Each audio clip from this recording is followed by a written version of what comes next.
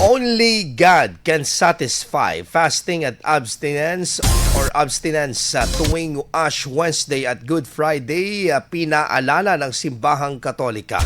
Para sa detalye ng balitang yan, kasama natin Idol Jam Victorio. 104.7 IFM Report. Ipinaalala ni Archbishop Socrates Villegas ang kahulugan at epekto sa buhay ng mga Katoliko ng fasting o pag-iwas sa pagkain at abstinence o pag-iwas sa anumang bagay o gawain sa pagdaraos ng Ash Wednesday kahapon, Pebrero 18.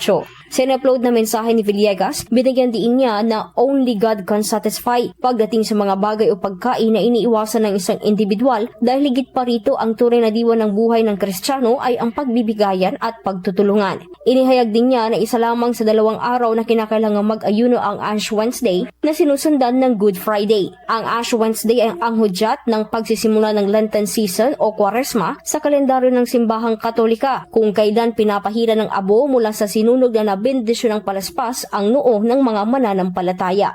Mula rito sa IFM Dagupan, ito si Idol Jam Victorio. Tatak, IFM. IFM News. IFM News. IFM.